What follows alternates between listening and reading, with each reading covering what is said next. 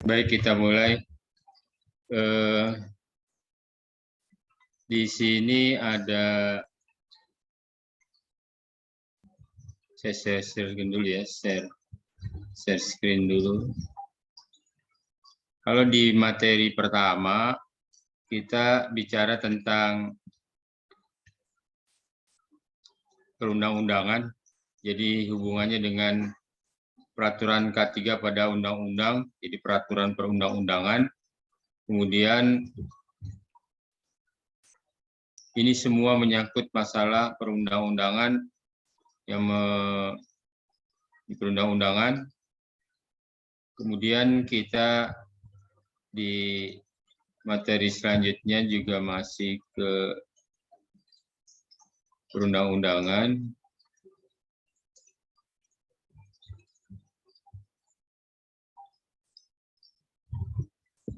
Jadi ini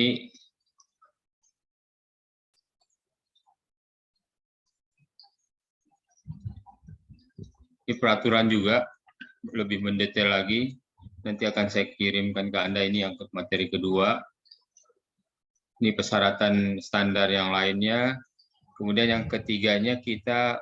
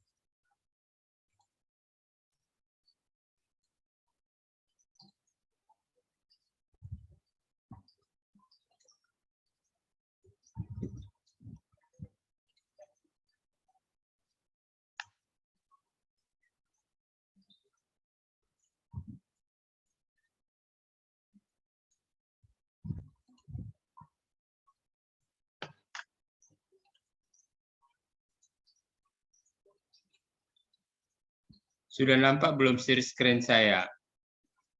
Sudah, Pak. Sudah, Pak.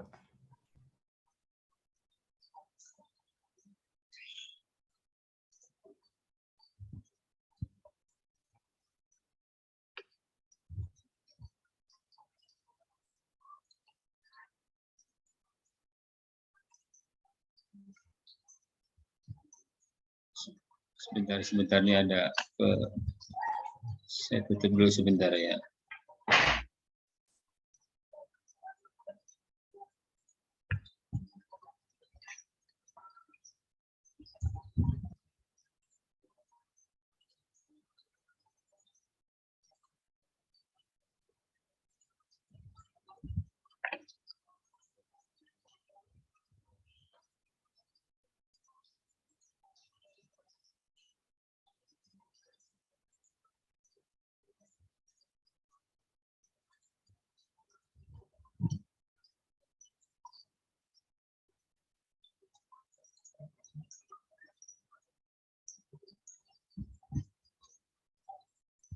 Jadi pengetahuan dasar tentang keselamatan konstruksi.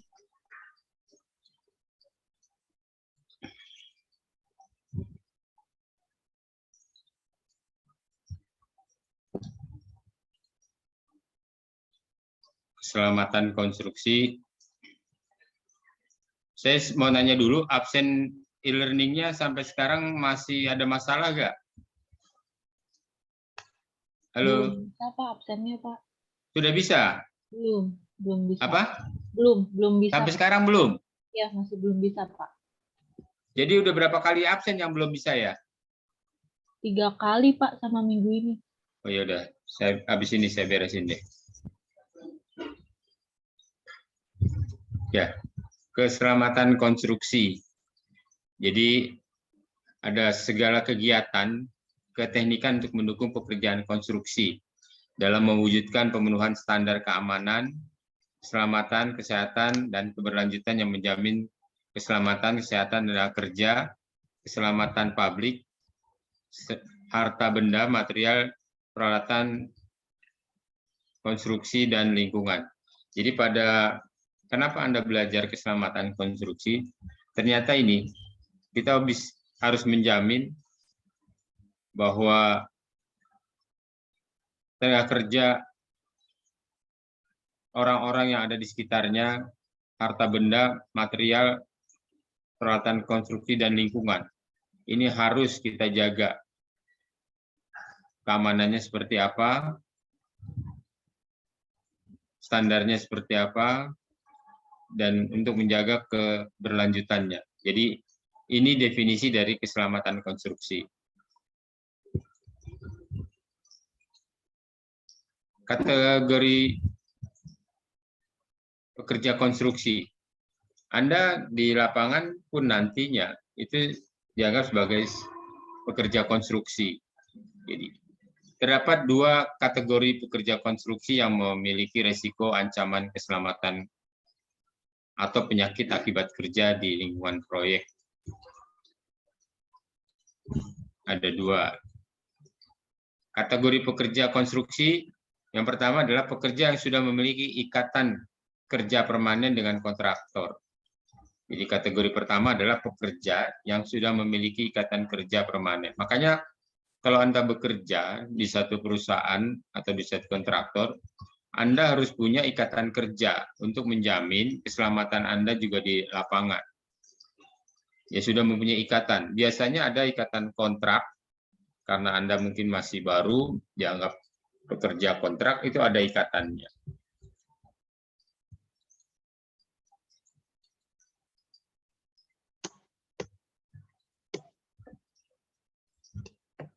Kategori kedua adalah pekerja yang dikenal sebagai pekerja borongan. Nah, ini biasanya di bawah koordinasi mandor. Jadi ada kategori pekerja konstruksi itu seperti Anda masuk ke dalam suatu kategori yang pertama yang mempunyai ikatan kerja, baik itu kontrak maupun pekerja tetap.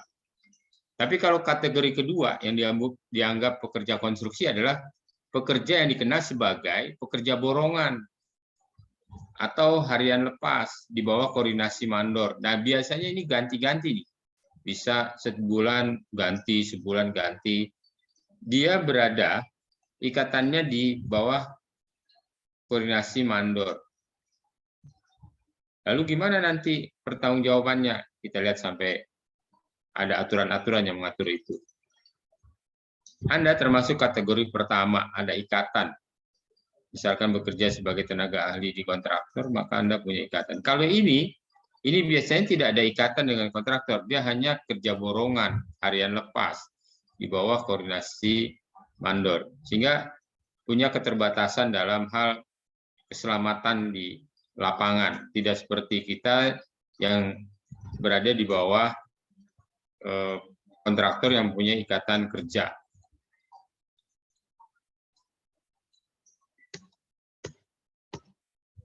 Kategori pekerja konstruksi, karena tidak adanya ikatan kerja yang formal, jadi antara mandor maupun dengan kontraktor, maka kategori kedua ini disebut juga sebagai sektor informal. Jadi kita sering mungkin sebut-sebut sektor informal jasa konstruksi. Jadi Anda bisa menjelaskan tentang sektor informal jasa konstruksi, yaitu tenaga kerja yang tidak punya ikatan kerja formal, baik dengan mandor maupun dengan kontraktor. Itu sebagai sektor informal jasa konstruksi. Dia bisa ganti-ganti, karena setiap pekerja konstruksi informal ini biasanya adalah pekerja yang tidak tetap. Bulan ini dia bekerja karena di kampungnya sedang tidak panen, sedang paceklik, sedang tidak ada kerjaan, dia ke kota untuk nyari kerjaan. Tapi setelah beberapa bulan dia bekerja, di kampungnya sedang musim mungkin panen atau musim tanam, dia pulang kampung.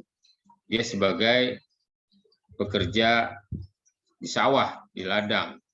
Makanya disebut sebagai sektor informal jasa konstruksi. Dan biasanya orang-orang ini yang sering mengalami kecelakaan kerja di lapangan karena dia profesinya gonta-ganti. Bulan ini jadi petani, mungkin bulan depan jadi pekerja di konstruksi. Nah, ini yang sering di Indonesia ini banyaknya pekerja yang mengalami kecelakaan kerja karena adanya pekerjaan yang tidak tetap. Beda kalau di industri di luar, jika dia seorang pekerja konstruksi terus-menerus ya sebagai pekerja konstruksi, tapi di Indonesia ini tidak. Biasanya dalam 1 tahun dia berubah-ubah terus tergantung dari musim apa di kampung. Misalnya musim tanam ya dia jadi petani, musim panen ya dia juga di petani, sehingga kerjanya tidak tetap. Nah, ini yang membuat sering terjadinya kecelakaan kerja.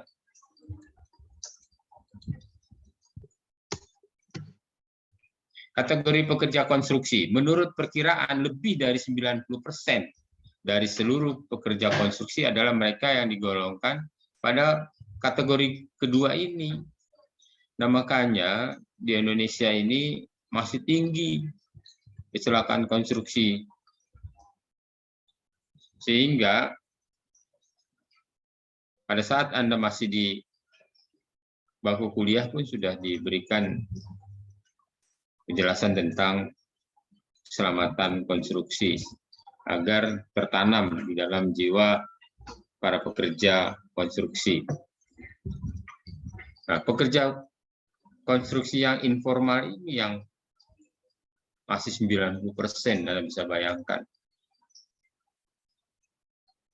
Pekerjaannya makanya saat ini sedang digelarkan tentang sertifikasi. Sertifikasi buat para pekerja konstruksi, sehingga dia disertifikatkan. Kendalanya cuma gini, untuk membuat satu lembar sertifikat, itu membutuhkan dana yang cukup besar. Jika perusahaan dibebani untuk membuat setiap tukangnya, setiap pekerjanya mempunyai sertifikat, maka tentunya keberatan. Dan jika biaya untuk membuat sertifikat itu dibebankan kepada pekerja, juga pekerjanya keberatan. Nah, ini yang kita kalah dibanding dengan industri-industri konstruksi di luar negeri. Nah, karena pekerjanya ini gajinya kecil untuk membuat sertifikasi, biayanya jutaan, sedangkan dia dibayar hariannya hanya sekitar 150 sampai 200 ribu. Nah, menurut saya ini yang tidak bisa kita pungkiri bahwa negara kita ini banyak yang tidak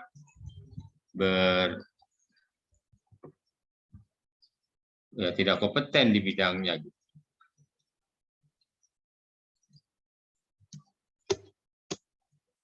Nah, kategori pekerja konstruksi, sifat dan pekerjaan yang ditangani oleh masing-masing kategori ini juga berbeda. Jadi sering sekali tukang itu kadang-kadang bulan ini dia bekerja sebagai tenaga konstruksi di bidang pekerjaan masonry. Bulan depan dia bekerja di bidang perancang. Besoknya lagi dia bekerja di bidang pembetonan. Karena apa? Karena kondisi yang penting dia bekerja. Sedangkan spesifikasi kompetensinya dia di bidang pekerjaan itu harusnya tetap, misalkan tukang kayu ya tukang kayu aja. Nah, carpenter. Seorang tukang batu ya tukang batu aja, tukang plumbing ya plumbing aja. Tapi di sini kan nggak bisa begitu. Tukangnya serba bisa. Yang penting tukang. Disuruh tukang batu ya bisa, tukang kayu bisa, plumbing juga bisa. Akhirnya membuat ancaman kecelakaan maupun penyakit akibat kerja.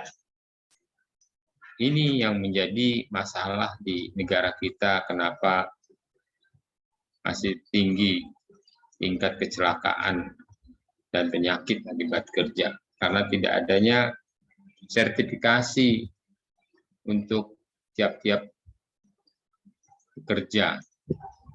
Anda juga begitu. Nanti sebentar lagi Anda lulus dari kampus, Anda diminta memiliki SKA. SKA, sertifikat kompetensi keahlian. Di kampus ini nanti sebelum Anda lulus, Anda dibekali untuk membuat minimal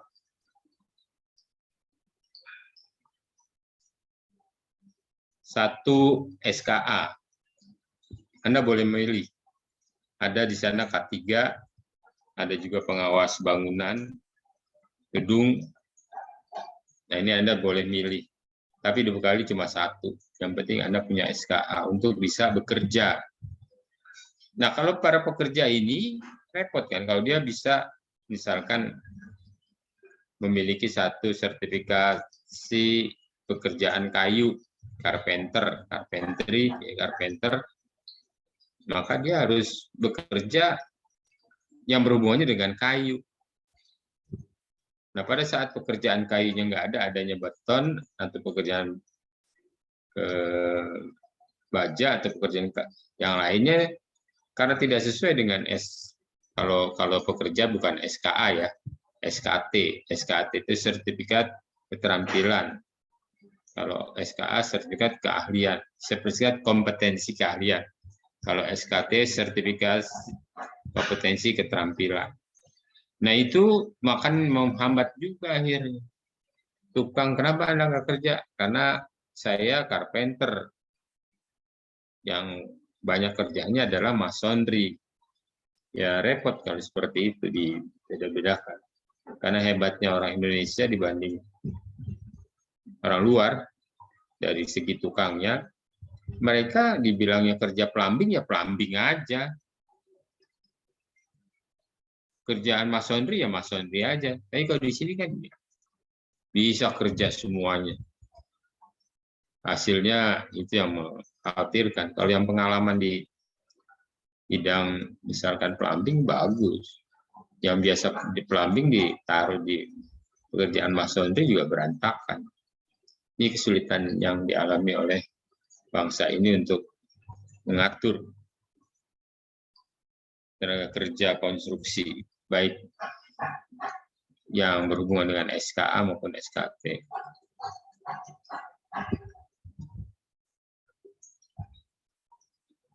Pekerja borongan atau harian, mungkin Anda sekarang ini masih belum terbayang maksudnya pekerjaan borongan atau harian lepas gimana sih?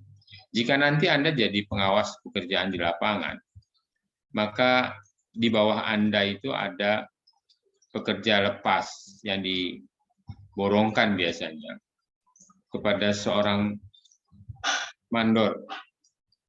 Jika Anda di lapangan ya, ada tenaga kerjanya dari mandor. Nah, mandor ini memiliki banyak tenaga kerja. Nah, tenaga kerja yang dimiliki oleh mandor itu kita pilih berdasarkan pengalamannya misalnya. Tapi mandor itu juga pintar, kalau tukangnya bagus-bagus dia nggak mau ngasih nilai di bawah 100. Umumnya di atas 150, di bawah 150, biasanya adalah di atas 150. Sekarang ini untuk tenaga laden atau keneknya aja udah 150.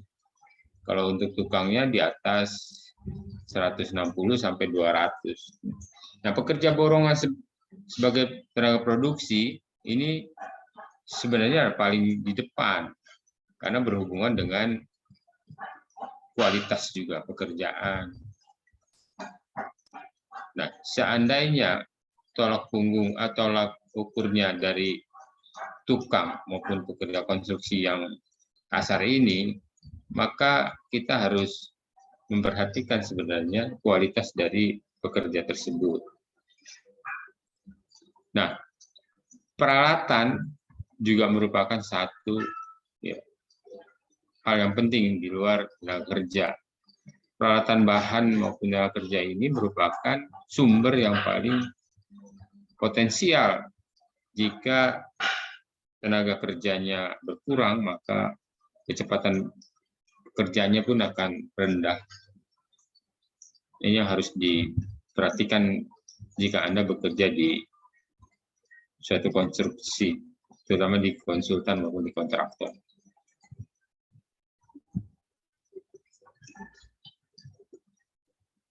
Keselamatan kerja. Kalau ditanya prinsip keselamatan kerja gimana?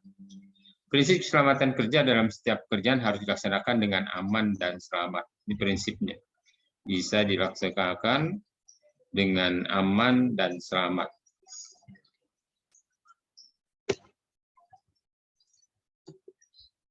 Prinsip keselamatan kerja, suatu kecelakaan yang terjadi dapat dikarenakan faktor manusia.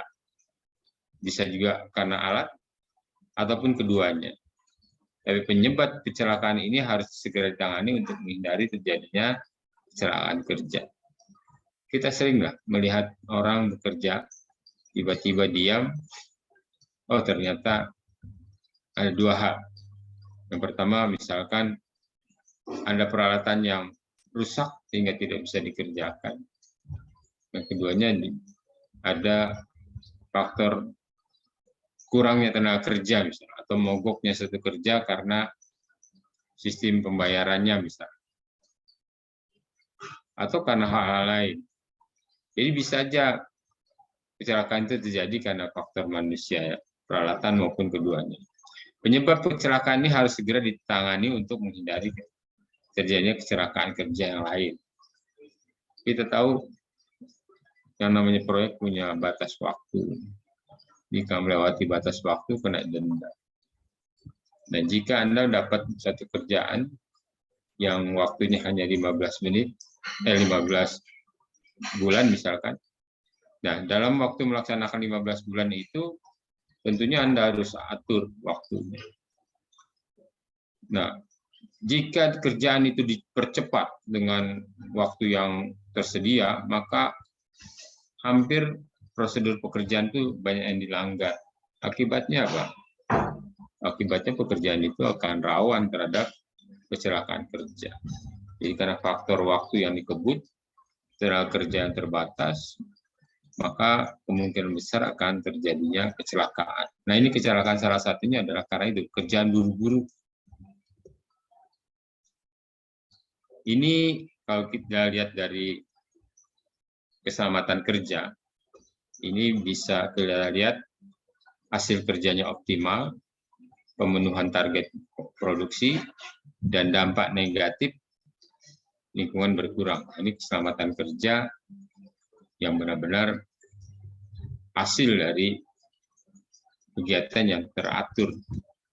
Targetnya terpenuhi, hasil kerjanya maksimum, dapat dampak negatifnya sedikit mungkin. Ini keselamatan kerja. Tentunya ini sudah pasti standar keselamatan kerja, Anda sudah tahu lah, nggak usah diingat. Nah, penggunaan alat pelindung diri sudah jelas, Anda harus sudah tahu. Mungkin Anda sudah kenal atau sudah pernah dapat penjelasan tentang APD ini, terutama di helm misalkan. Helm kuning, apa artinya helm kuning? Ada yang tahu? Halo? Ada juga helm yang berwarna merah, ada juga helm berwarna hijau, ada juga helm berwarna kuning, ada juga biru. Jadi macam-macam helm. Tapi Anda biasanya di lapangan banyak yang menggunakan warna helm. Apa artinya? Warna helm kuning misalnya. Ada yang tahu? Bisa jelaskan? Buat pekerja, Pak. Kerja. Kalau pengawasnya sendiri, Putih. warnanya putih. Kalau tamu, misalkan ada tamu kunjungan ke satu proyek, apa helmnya apa? Ada yang tahu? Lalu apa warna hijau? Lalu apa warna merah? Apa warna biru artinya? Nah, Anda sebagai seorang lulusan politeknik nanti D4 harus tahu itu nanti, jangan sembarangan kamu pakai helm warnanya orange misal. Oh, saya pakai orange karena saya mau beda aja, tampil beda sama yang lain. Nggak bisa gitu. Jadi helm orange itu digunakan untuk tamu. Misalkan ada tamu yang kunjungan, maka kunjungan itu dikasih helm warnanya orange buat tamu. Jadi kalau Anda jangan pakai orange, nanti disangka tamu Anda. Padahal Anda pekerja tetap di konstruksi. Untuk konstruksi yang besar itu sudah diterapkan itu. Lalu gimana dengan warna biru? Biru itu juga pekerja. Tapi biru itu pekerjanya biasanya untuk elektrikal, mekanikal. Jadi kalau kuning ini pekerja konstruksi. Anda teknik sipil misalnya, pekerja konstruksinya itu berwarna kuning. Tapi kalau biru itu pekerja, tapi pekerja untuk mekanikal, elektrikal. Helmnya biru. Helm merah untuk apa? K3, Pak. Pekerja. Nah, K3. K3 biasanya ada khusus untuk K3 helm merah. Kalau coklat, beda lagi. Coklat itu biasanya untuk pekerja las yang berhubungan dengan las. Jadi pekerja berhubungan dengan las itu biasanya coklat. Jangan coba-coba nanti Anda pakai coklat biar beda dengan yang lain. Coklat itu khusus untuk pekerja las. Ini APD, alat pelindung diri. Syukur-syukur Anda kuasai ini, jika kalau di lapangan nanti ada orang pakai warna hijau. Wah, warna hijau apa warna hijau? Warna hijau biasanya pekerja baru, misalkan fresh graduate yang baru lulus, seperti Anda misalkan baru lulus, kemudian Anda bekerja di proyek, Anda nggak bisa pakai putih langsung helmnya, karena Anda masih fresh graduate yang belum pengalaman, maka Anda diminta untuk pakai helmnya hijau. Jadi orang yang masih baru. Kalau nanti sudah pengalaman, bisa ganti dengan helmnya warna putih. Ini nanti kita tidak disalahkan. Kalau helm yang hitam, warna hitam juga ada apa biasanya. Tapi biasanya dia untuk pengelasan itu. Hampir sama dengan coklat. Coklat itu biasa untuk pekerja las. Jadi warnanya coklat. Hal-hal yang perlu diketahui agar pekerjaan dapat dilakukan dengan aman. Jadi kalau Anda nanti turun kerja di lapangan, maka Anda harus dapat melakukan hal-hal yang untuk jaga agar aman. Apa aja? Ini prinsip dari keselamatan kerja. Nah, satu, mengenal dan memahami pekerjaan yang dilakukan. Sehingga Anda pada saat Anda bekerja di satu perusahaan, job description-nya, tugas Anda di lapangan tuh apain? Apa tugas pekerjaan Anda di lapangan? Anda harus tahu, mengenal, memahami pekerjaan yang akan dilakukan. Misalnya, Anda diminta untuk mengawasi pekerjaan begisting misalnya. ya sudah, Anda harus pahami pekerjaan yang berhubungan dengan logistik. Paham pekerjaan tentang logistik. Maka mudah-mudahan dengan memahami dan mengenal pekerjaan yang dilakukan, dapat terhindar dari kecelakaan kerja. Yang keduanya, mengetahui bahaya yang timbul. Logistik itu biasanya, misalnya Anda mengawasi pekerjaan logistik, maka logistik itu biasanya pekerjaannya berhubungan dengan pekerjaan kayu. Ada hubungannya dengan pekerjaan memotong, pekerjaan juga memasang. Dan biasanya pekerjaan logistik itu berhubungan dengan ketinggian.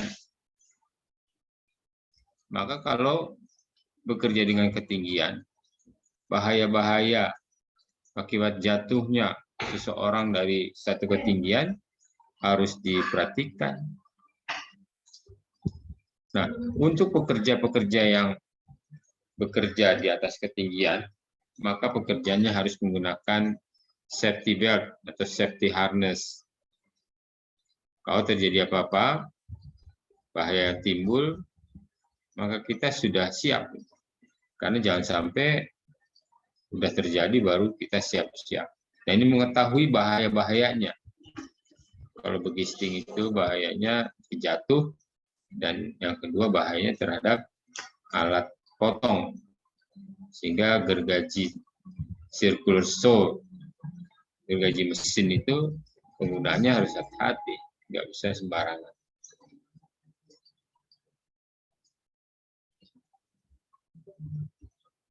Dengan mengetahui kedua hal tersebut, akan tercipta lingkungan kerja yang aman. Tidak akan terjadi kecelakaan, baiknya terjadi pada manusia maupun peralatan. Manusianya tidak celaka, peralatannya pun aman, tidak rusak. Ini kadang-kadang karena kesalahan di alat, manusianya juga kena imbasnya.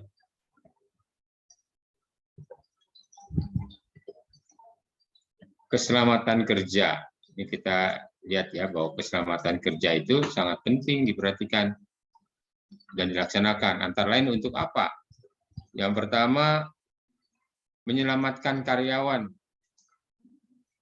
Yang disebut karyawan bukan Anda aja, tapi yang lain juga. Dari penderitaan sakit atau cacat. Kalau misalkan pekerja itu jatuh, bisa cacat atau bisa juga cuma sakit aja. Bisa juga kehilangan waktu. Kalau terjadi kecelakaan, kan waktu untuk bekerjanya hilang. Kita harus mengobati yang jatuh. Yang jatuh juga tidak punya produktivitas. Akhirnya waktunya hilang. Pengertian waktu hilangnya, waktu produktifnya hilang. Dan bagi pekerja yang tidak bekerja tentunya hilang juga pemasukan kerja. Karena mereka bekerja bukan harian tapi borongan. Sehingga tidak bekerja berarti tidak punya uang, tidak punya pemasukan uang. Ini fungsi dari keselamatan kerja. Yang kedua, menyelamatkan keluarga pekerja dari kesedihan.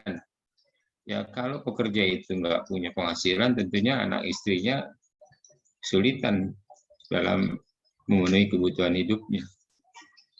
Kehilangan penerimaan uang dan masa depan yang tidak menentu akibat kecelakaan kerja. Lebih tragisnya jika yang bekerja itu mengalami hal yang fatal sehingga nyawanya harus hilang. Nah, masa depan keluarganya menjadi berantakan karena tidak ada yang mencari penghasilan. Kemudian yang berikutnya, menyelamatkan perusahaan dari kehilangan tenaga kerja. Otomatis kalau ada kecelakaan, perusahaan akan kehilangan tenaga kerja. Perusahaan juga akan mengeluarkan biaya kecelakaan. Kemudian kalau misalkan ada kecelakaan, maka kita harus melatih kembali orang-orang yang sudah pernah kita latih, sehingga akan mengeluarkan biaya. Dan untuk mengganti karyawan tersebut nggak mudah. Kita kehilangan waktu, akibat kegiatan yang terhenti dan menurunkan produktivitas. Ini bagian dari keselamatan kerja yang dilaksanakan akan berdampak pada hal tersebut. Dan menggunakan alat pelindung diri. Ini harus setiap perusahaan yang bekerja setiap harinya akan dikontrol APD-nya, alat pelindung diri.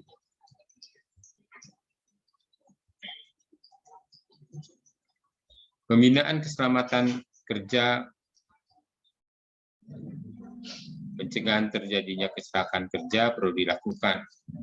Nanti Anda mungkin di lapangan bukan lagi jadi pekerja biasa, tapi malah harus mengelola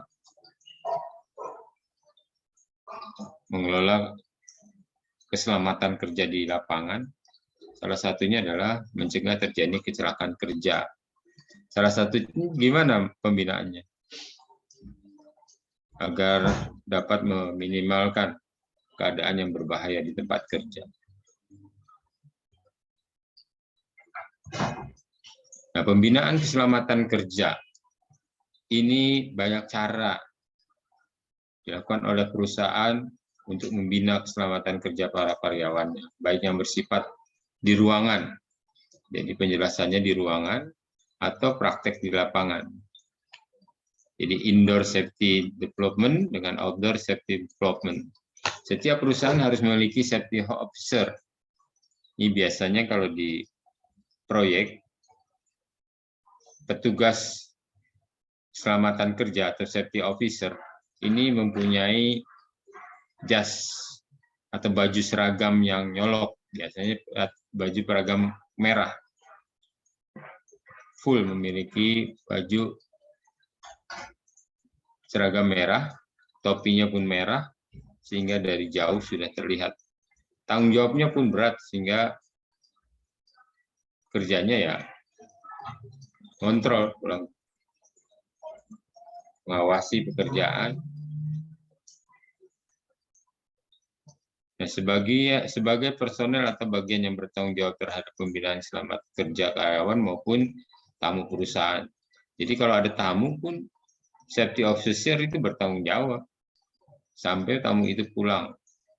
Bukan hanya bekerja aja, tapi sampai tamu pun harus dilindungi sampai tamu dari perusahaan tersebut pulang. Harus diawasi. Usaha-usaha dalam rangka pembinaan keselamatan kerja antara lain penyuluhan singkat atau safety talk. Nah, safety talk biasanya dilakukan setiap hari. Setiap hari kerja itu dilakukan untuk mengingat kepada para pekerja bahwa hari ini harus dilakukan pembinaan, baik yang bersifat teorinya, biasanya penyuluhan, maupun prakteknya.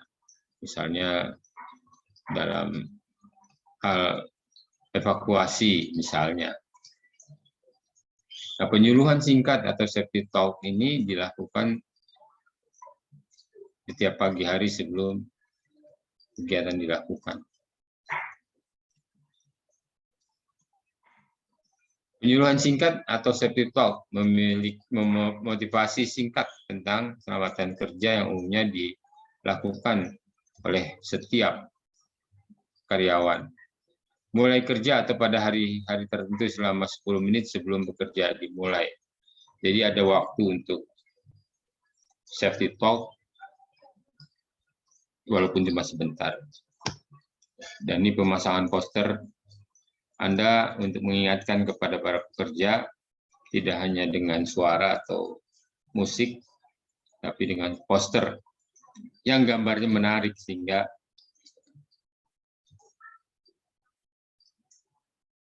para pekerja melihatnya dengan senang, tidak jenuh. Ini mohon maaf, kita jam segini ngajar jam yang paling enak untuk tidur, jadi banyak yang ngantuk ini saya lihat. Nah, pemutaran film atau slide tentang keselamatan kerja juga selalu diberikan. Walaupun hanya 10 menit, ini harus diberikan.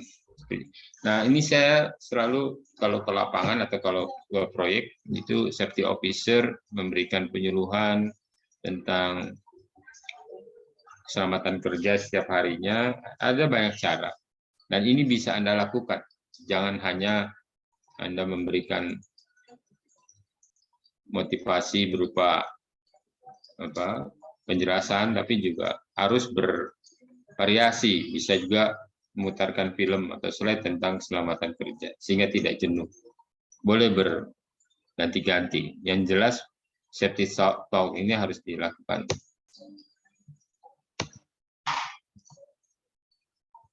Yang kedua, safety committee. Nah, ini di sini mengusahakan terciptanya suasana kerja yang aman. Jadi dalam bekerja di lapangan atau di konstruksi, usahakan tercipta suasana kerja yang aman dan nyaman. Jangan masing-masing di antara Anda bekerjanya penuh dengan tekanan, akhirnya tidak tercipta suasana yang aman dan nyaman. Menanamkan rasa kesadaran atau disiplin yang sangat tinggi dengan pentingnya keselamatan kerja. Ini menanamkan rasa kesadaran. Hari ini kita belajar ini cuma menanamkan rasa kesadaran dan disiplin saat nanti Anda bekerja di lapangan. Walaupun kondisi siang begini mendengarkan seperti ini jenuh. Tapi mau nggak mau harus kita lakukan karena ini merupakan kewajiban. Yang ketiga, memberikan informasi tentang teknik-teknik keselamatan kerja serta peralatan kesehatan keselamatan kerja. Alat-alat yang ada kadang-kadang lupa atau ada yang baru, sehingga harus ada penjelasan tentang K3-nya, keselamatan dan kesehatan. Cuman pemberian informasi ini biasanya memerlukan biaya yang cukup lama, karena informasi tentang teknik keselamatan kerja serta peralatan keselamatan kerja ini sangat banyak tentunya.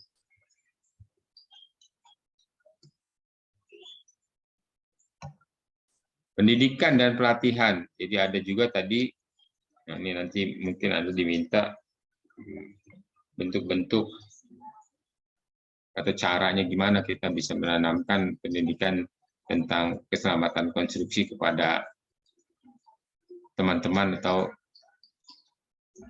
karyawan di suatu perusahaan. Yang ketiga adalah bentuk pendidikan dan pelatihan. Kita mendidik dan melatih. Apa bedanya pendidikan dan pelatihan? Biasanya melakukan kursus keselamatan kerja, baik dengan cara mengirim karyawan ke tempat-tempat diklat, pendidikan dan latihan biasanya. Karena pendidikan itu dididik secara teori, bedanya pendidikan dan pelatihan. Pendidikan itu dididik dengan teori, kalau pelatihan itu lebih kepada prakteknya. Jadi pendidikan dan pelatihan ini adalah teorinya dan prakteknya. Melaksanakan kursus keselamatan kerja baik dengan melaksanakan mengirim karyawan ke tempatnya diklat atau mengundang para ahli keselamatan kerja dari perusahaan untuk memberikan pelatihan di dalam perusahaan.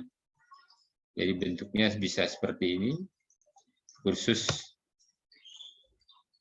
Bisa juga pelaksanaan yang dapat di luar negeri atau maupun di dalam negeri, tergantung dari kemampuan finansialnya.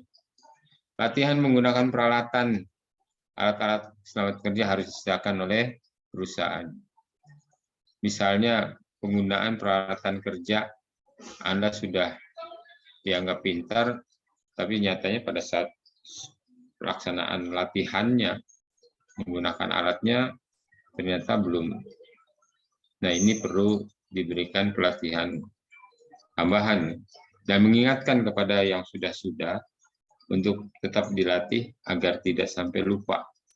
Jadi latihan menggunakan peralatan kerja, keselamatan kerja harus disediakan oleh perusahaan. Alat-alat tersebut berupa alat proteksi diri yang diperlukan sesuai dengan kondisi kerjanya. Jadi sebenarnya merupakan alat proteksi diri untuk mengamani yang diperlukan sesuai dengan kondisi kerjanya. Penerapan keselamatan konstruksi oleh penyedia jasa. Saya mau nanya, yang disebut penyedia jasa itu siapa misalnya? Kalau ada penyedia jasa, ada pengguna jasa. Kalau di sini penerapan keselamatan konstruksi oleh, jadi penerapan keselamatan konstruksi oleh penyedia jasa. Penyedia jasa di sini siapa yang dimaksud? Halo, ada yang bisa jawab? Kontraktor bukan, Pak? Siapa? Kontraktor, Pak. Ya, benar. Jadi penyedia jasa itu yang memberi jasa siapa? Kontraktor, yang membangun, yang melaksanakan. Pengguna jasanya siapa? Pengguna jasanya siapa? Apa? Owner, pemilik bangunannya. Misalkan politeknik nih sedang membangun, ada kontraktornya, berarti kontraktor itu penyedia jasa. Pengguna jasanya siapa? PNJ, Politeknik Negeri Jakarta, dia sebagai pengguna. Lalu ada Pak Anu, Pak ini, gitu. Itu adalah petugasnya dari pengguna jasa atau perwakilan dari pengguna jasa. Nah, penerapan keselamatan konstruksi oleh penyedia jasa, oleh kontraktor nih. Jadi penyedia jasa sebagaimana dimaksud wajib menerapkan operasi keselamatan konstruksi. Di kata wajib ini ada aturannya. Jadi kalau melanggar maka sanksinya adalah kena denda atau mendapat teguran, bahkan peringatan yang keras jika penyedia jasanya tidak menerapkan. Kadang-kadang tidak menerapkan dalam arti tidak sempurna, bekerja hanya sebagian yang diberikan helm, hanya sebagian diberikan rompi, misalnya. Karena anggapannya penyedia jasa ini mempunyai keuntungan yang sedikit. Tapi kesalahan dia, kenapa bisa seperti itu? Perhitungannya berarti salah. Penyedia jasa harus menghitung berapa biaya untuk keselamatan konstruksi dan gimana pembayarannya. Saya sebagai seorang penyedia jasa, terkadang pembayaran sulit dilakukan oleh pengguna jasa karena alasannya dia, kalau yang saya, karena pribadi, sehingga pada saat dia nggak bisa uang, ya sudah, ngutang dulu, nunggu hutangan. Kalau dia cepat, kalau enggak maka pembayaran kita pun akan lambat, sehingga penerapan operasi keselamatan konstruksi biasanya terhambat juga kalau pembayarannya terlambat. Nah, penyedia jasa atau kontraktor sebagaimana dimaksud wajib melakukan identifikasi bahaya. Jadi sebelum pekerjaan dimulai, kita tahu apa tugas kita di lapangan, maka kita harus mengidentifikasi bahaya. Misalkan kita mau bikin begisting di lapangan, maka identifikasi dulu kira-kira bahaya apa yang timbul pada saat pekerjaan tersebut. Bisa karena pekerjaannya terlalu tinggi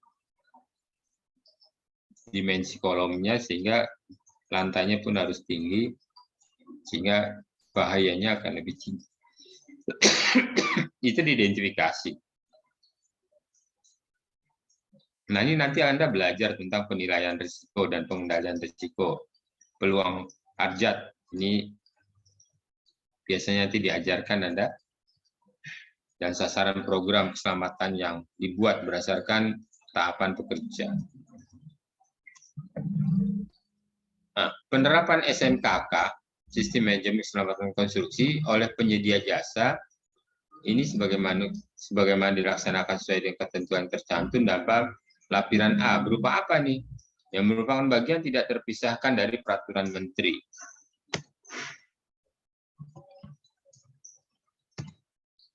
Nah, ini penerapan keselamatan konstruksi oleh pengguna jasa.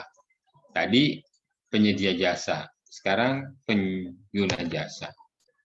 Penerapan SMKK oleh pengguna jasa, Kementerian PU dan Perumahan Rakyat sebagaimana dimaksud dilaksanakan sesuai dengan ketentuan yang tercantum dalam lampiran huruf B yang merupakan bagian tak terpisahkan dari peraturan ini. Nanti bunyinya Anda bisa download sendiri, SMKK pengguna jasa sesuai dengan yang tercantum dalam lampiran huruf B.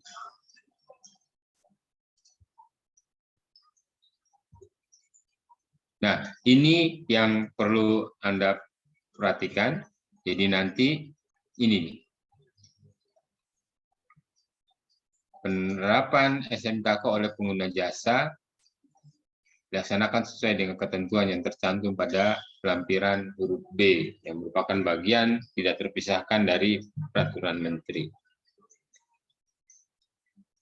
Mungkin ada pertanyaan untuk sampai sini. Sedikit nanti saya lihat lagi yang kemarin tentang back sedikit tentang peraturan yang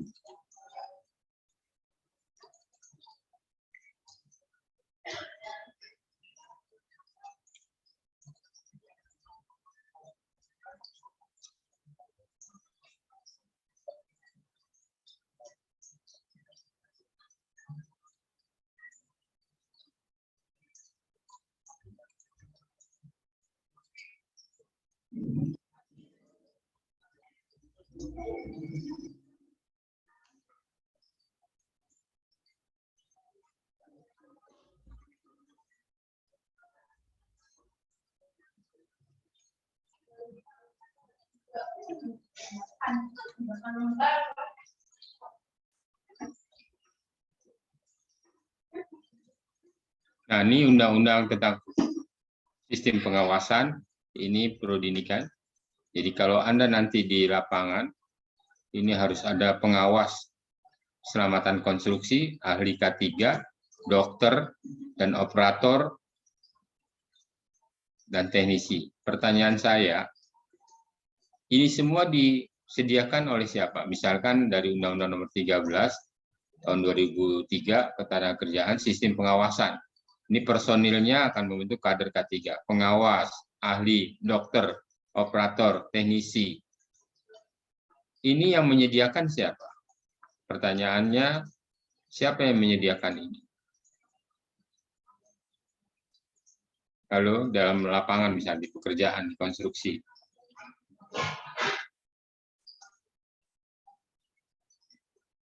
Misalkan dalam Anda ini gedung, misalkan dalam pembuatan apartemen, ternyata sistem pengawasannya ada secara personil membentuk pengawas keselamatan konstruksi. Ini yang membuat tetap kontraktor, tapi biayanya ditanggung oleh pemberi jasa, jadi pengguna jasanya. Pengguna jasanya siapa? Owner. Owner harus membiayai ini. Penyedia jasa menyusun anggota-anggotanya ini dan mengeluarkan anggaran tentang ini semua yang diajukan kepada pengguna jasa atau ownernya.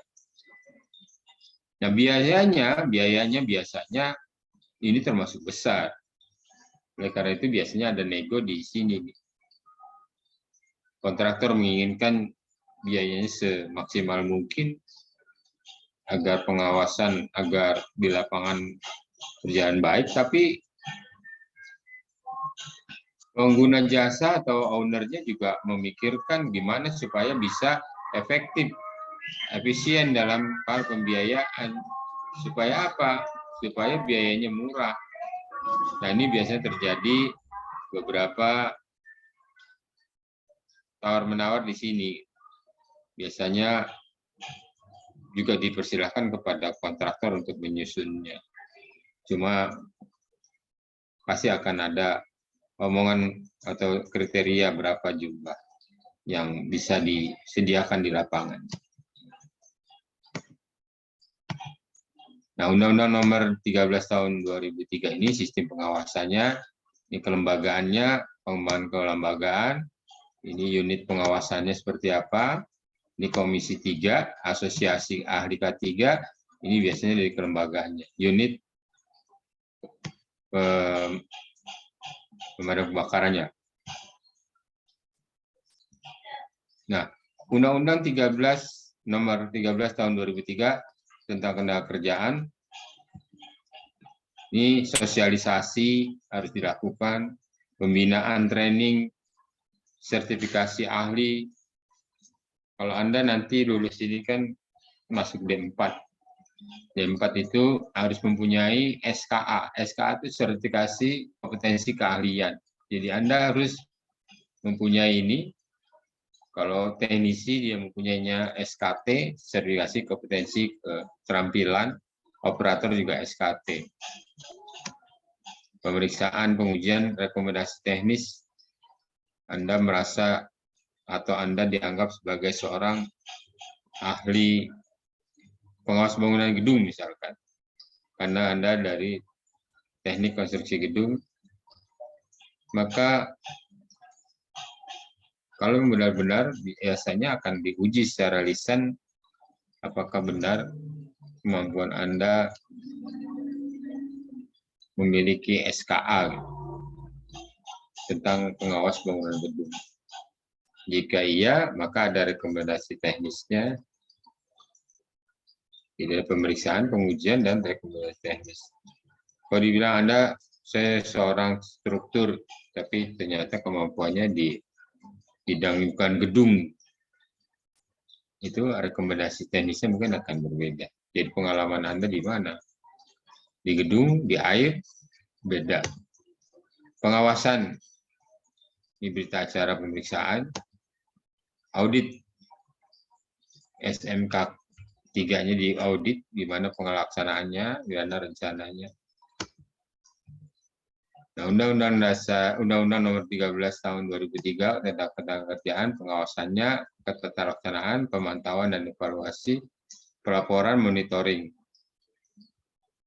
Nah, pasal 35-nya memberi kerja yang memerlukan tenaga kerja dapat merekrut sendiri. Jadi diperbolehkan kepada perusahaan itu memberi kerja ini yang memerlukan tenaga kerja dapat merekrut sendiri tenaga kerja yang dibutuhkan atau pelaksana penempatan tenaga kerja. Boleh melalui biro juga boleh. Makanya di beberapa tempat perusahaan yang kesulitan mencari pekerja, dia bisa melalui agensi yang biasanya merekrut tenaga kerja, kemudian dia tes maunya tenaga kerja kualifikasi apaan, nanti tinggal minta oleh biro tersebut. Nah, biasanya biro tersebut memberikan beban kepada Anda. Kalau Anda diterima, maka dapat potongan untuk gaji pertamanya, atau bisa juga di awal pada saat Anda menjadi anggota sudah diberikan formulir untuk mengisi pembayaran. Ada di uang muka atau ada yang di gaji pertamanya. Nah, pelaksanaan penempatan tenaga kerja sebagaimana maksud dalam ayat 1 wajib memberikan perlindungan sejak rekrutmen sampai penempatan tenaga kerja. Jadi kalau tenaga kerja yang sudah direkrut benar-benar harus dipastikan perlindungan tenaga kerjanya sampai penempatan di mana dia akan bekerja. Memberi kerja sebagaimana dimaksud dalam ayat mempekerjakan tenaga kerja wajib memberikan perlindungan yang mencukupi kesejahteraan, keselamatan, kesehatan, baik mental maupun fisiknya.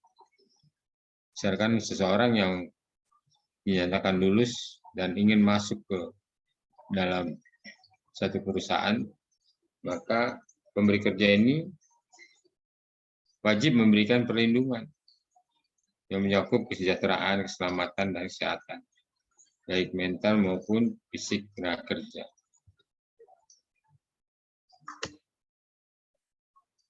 Di pasal 169 ayat 1, pekerja atau buruh dapat mengajukan permohonan pemutusan hubungan kerja. Jadi kalau nanti ada orang yang minta ada pemutusan hubungan kerja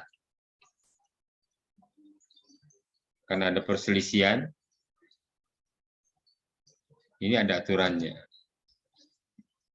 Misalkan pekerja itu merasa dihina, dianiaya, ini bisa mengajukan tuntutan, membujuk atau menyuruh pekerja untuk melakukan perbuatan yang tidak bertentangan dengan peraturan. Harusnya gitu, tidak bertentangan. Tidak membayar upah tepat pada waktu yang telah ditentukan selama 3 bulan. Jadi kalau Anda di kerja ada suatu tempat, gajinya nggak pernah bayar selama 3 bulan misalnya, maka Anda bisa minta bantuan untuk melaporkannya. Tidak melakukan kewajiban yang telah dijanjikan kepada pekerja. Misalkan akhir tahun janji akan dapat bonus, maka akhir tahunnya sudah datang, uangnya belum datang, pasti Anda dikejar.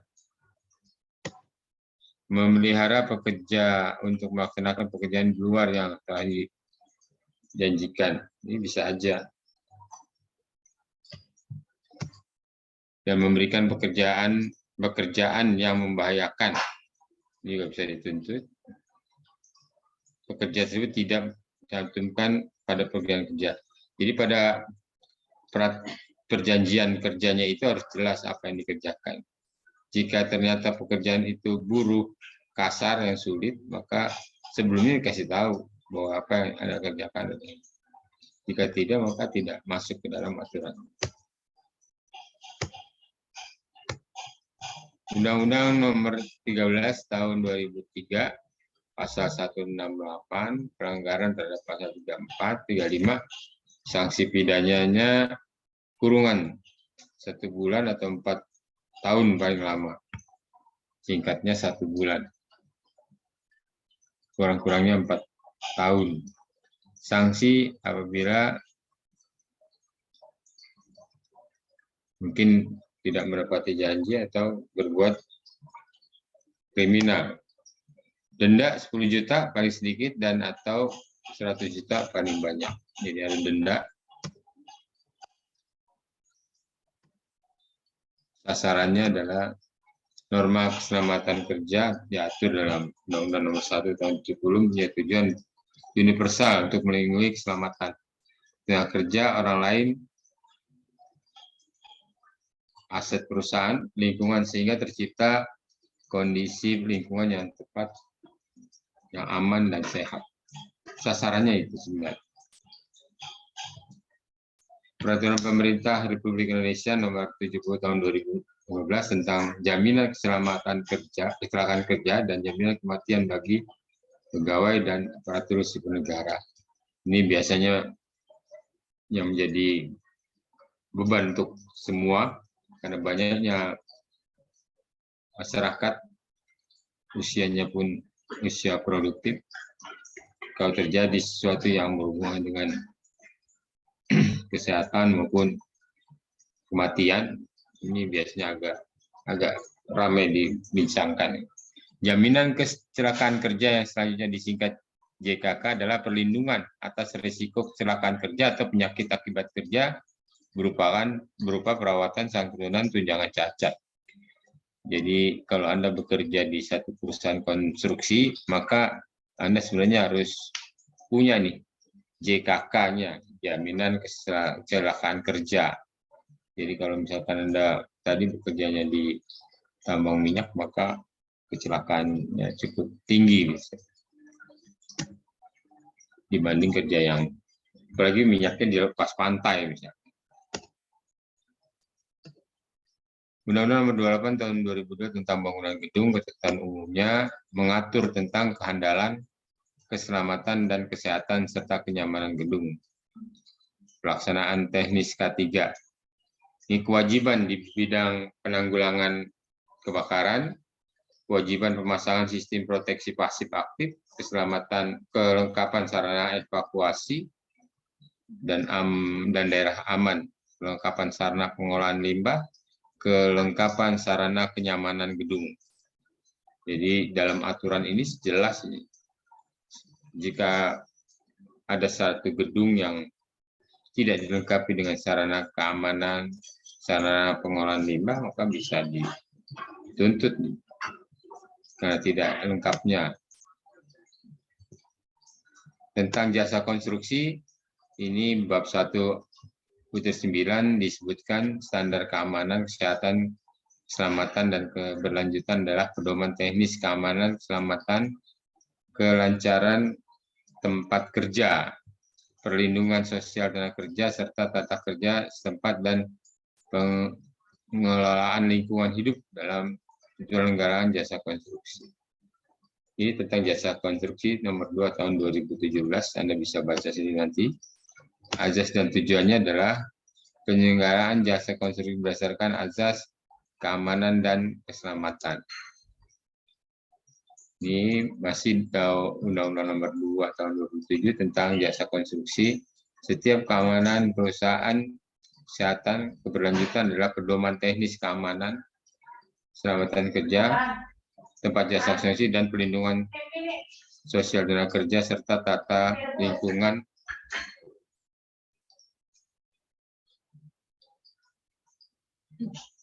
pengelolaan lingkungan kerja, lingkungan hidup, dan penyelenggaraan jasa konstruksi. Azas dan tujuan pasal 2, azas keamanan dan keselamatan.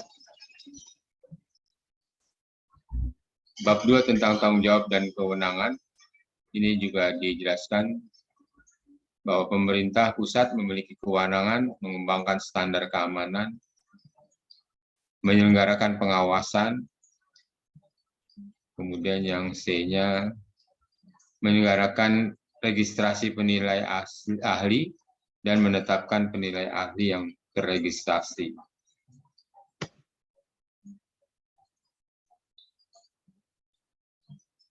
Ini dengan jasa konstruksi juga, kontrak kerja konstruksi paling sedikit harus mencakup uraian mengenai.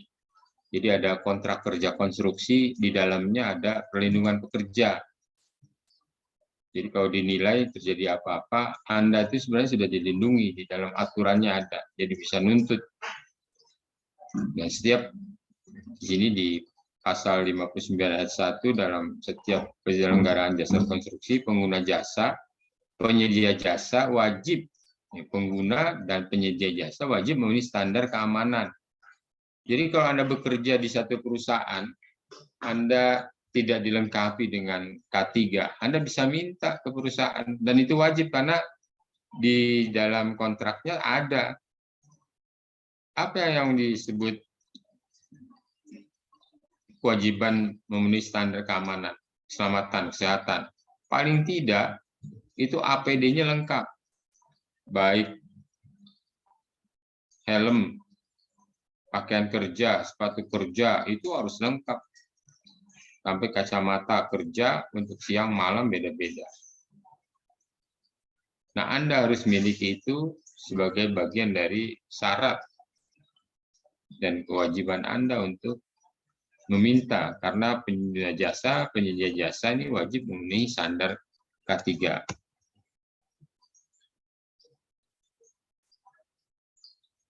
Di dalam penyelenggaraan jasa konstruksi tidak memenuhi standar keamanan, pengguna jasa atau penyedia jasa dapat menjadi pihak yang bertanggung jawab terhadap gagalnya. Nah, ini dia. Jadi, Anda bekerja di satu kontraktor sebagai penyedia jasa, mengajukan dana oleh pengguna jasa tidak terpenuhi, maka pengguna jasa yang dianggap sebagai orang atau pihak yang bertanggung jawab terhadap kegagalan konstruksi, kegagalan bangunan. Nah, ini yang bisa dinilai sebagai satu kesalahan besar.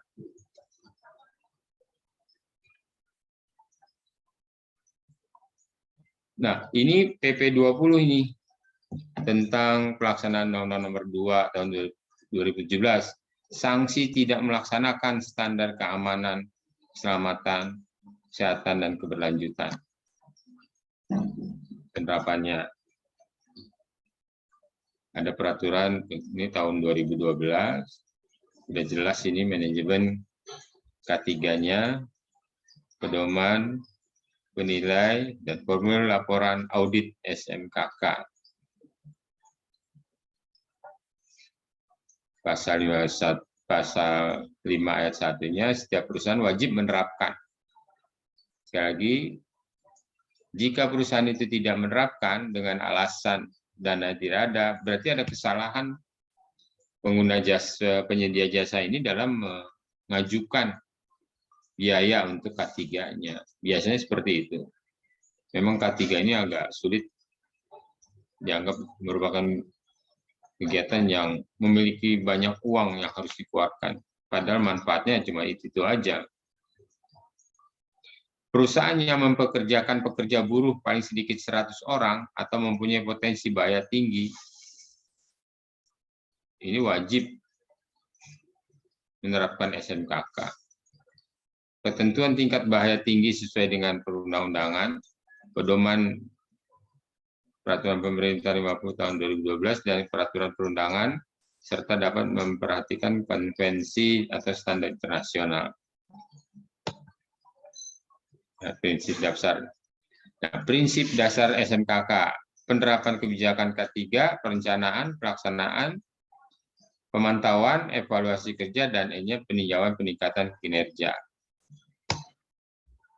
Nah, ini penilaiannya membangun yang terjaminnya pembangunan, pembuatan, sampai pada akhirnya adalah pengembangan pemeriksaan dulu, pemeriksaan SMKK-nya, baru di terakhirnya nanti akan ada pengembangan keterampilan dan kemampuan.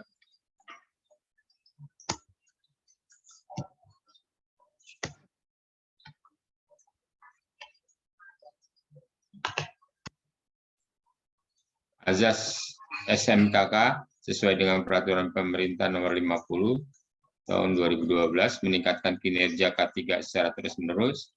Bagian dari sistem pengawasan K3 bersifat wajib, mandatori, sejalan dengan kaidah internasional, audit oleh badan independen, mengakomodasikan kebutuhan perusahaan.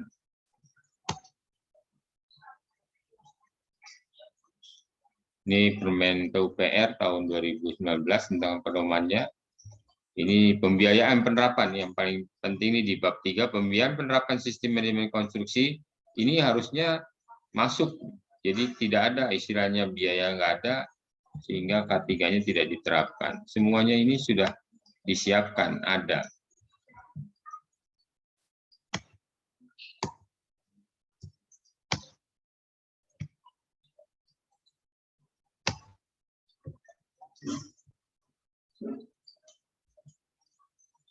Ini juga ada lampiran permen tentang pedomannya, elemennya. Ini aturan-aturan semua. Nah, persyaratan dan standar Indonesia yang lainnya. Ini SNI sebut semua ini. SNI cara perencanaan pembangunan jalan jembatan, untuk yang bangunan sungai, bangunan gedung. Bayangkan bahwa spesifikasi ukuran kusen, pintu, kayu, jendela, dan kayu pintu untuk bangunan rumah dan gedung ada SNI-nya. Persyaratan-persyaratan ini harus terpenuhi. Oke. Semua persyaratan, semua peraturan sudah berakhir pada minggu ketiga ini, dan minggu ke depan, besok kita akan menjelaskan detail dari keselamatan konstruksi. Dan ini kodenya nih, safety code dan standar. Contohnya ada, ini contoh ini kode-kodenya, hanya Anda tahu aja, ini beberapa contoh kode dan standarnya. Minggu ini terakhir ke penjelasan tentang undang-undang SMKK. Selebihnya kita akan detailkan tentang apa itu SMKK. Oke, saya rasa itu yang dapat saya sampaikan. tanggung jawab saya dari minggu pertama sampai ketiga nanti akan memberikan absennya. Kalau ada mau bertanya silakan. Ini saya mau ngecek nih ketua kelas. Hadir, Pak. Jumlah teman kamu sebenarnya ada berapa? 20, Pak. Masuk semua. Semua ya, oke. Jadi sampai minggu ketiga semua masuk. Saya absen hadir. Nanti minggu keempatnya Anda bisa langsung absen sendiri. Ada pertanyaan? Kalau enggak kita ketemu lagi di minggu depan. Minggu depan sudah puasa belum? Belum ya? Puasa tanggal 3 kalau nggak salah, 2 atau 3. Belum ya, masih ada satu pertemuan lagi. Mungkin kalau puasa nanti kalau seandainya agak kesulitan. Saya nggak tahu, Anda sudah tatap muka di kampus belum? Sudah ada yang tatap muka belum? Belum, Pak. Kalau gimana Andika? Belum ada, Pak. Belum ada. Oh ya. Jadi kalau belum ada mungkin nanti kalaupun ada paling maksimum paling minimum ya. Ini bisa setelah Lebaran karena puasa pun kita sulit untuk tatap muka di kampus. Anda jauh dari rumah misalkan datang hanya untuk tatap muka, datanya agak berat. Jadi kita kalau ada persyaratan untuk tatap muka, saya hanya mau tatap mukanya setelah Lebaran. Jadi tetap kita online dulu sampai Lebaran. Gitu ya. Oke, Pak. saya rasa itu nanti bahan ingati saya akan saya kirim, termasuk absennya ingati saya. Karena saya minggu ini di kampus dari pagi sampai siang terlalu capek, tetap tanggung jawab saya untuk absen yang ketiga ini. Saya rasa itu dulu dari saya cukupkan, kita jumpa lagi minggu depan. Assalamualaikum warahmatullahi wabarakatuh. Waalaikumsalam Waalaikumsalam warahmatullahi wabarakatuh. Terima Makasih, kasih, Pak. Pak. Ya, mari.